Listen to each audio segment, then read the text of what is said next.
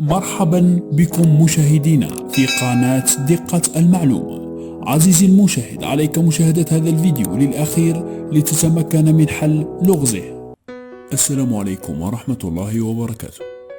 حلقتنا اليوم: أكبر مصنع في إفريقيا لصناعة الجرانيت الرخام بولاية سيدي بالعباس أطلق عليه اسم تامستونز. ولكن قبل البدء في المشاهدة ادعمونا بإعجاب لاستمرار هذه النوعية من الفيديوهات. دشن مجمع شركات حسناوي، وهو لاعب رئيسي في مجال البناء في الجزائر ومتكامل للحلول العالمية لقطاع البناء، يوم الاثنين 13 جويلية 2020 بحضور رئيس الوزراء عبد العزيز جراد وأعضاء حكومته أكبر وحدة لمعالجة الرخام والجرانيت في إفريقيا يطلق عليها اسم تامستونز. وتقع الوحدة على موقع محجر سيدي علي بن يوب الكبير بسيدي بالعباس، وتمتد على مساحة قدرها 64 ألف متر مربع، وتغطي الوحدة منها 28 ألف متر مربع.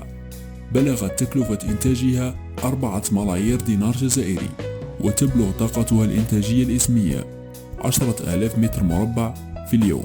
وسيعزز المصنع فرص العمل في المنطقة بخلق 400 منصب عمل مباشر في المرحلة الأولى، وأكثر من 1000 منصب عمل غير مباشر.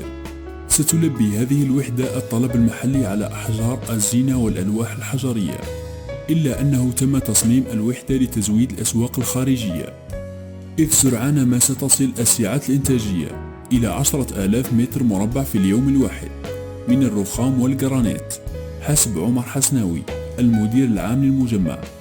وسيكون التصدير منفذا مهما لكميات الإنتاج هذه.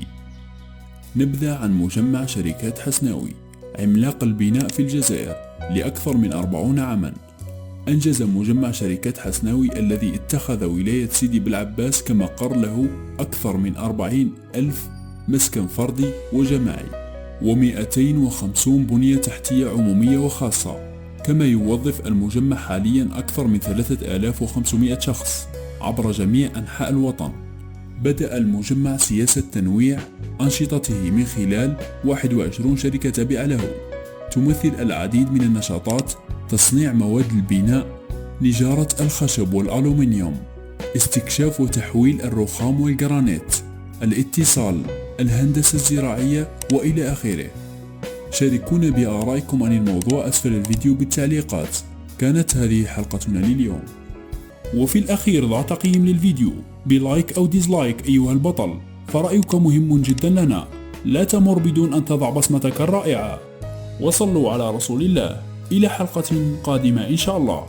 شكرا لكم لمتابعة هذا الفيديو للأخير، ولا تنسوا الإعجاب به والاشتراك بالقناة ليصلك كل جديد من أعمالنا.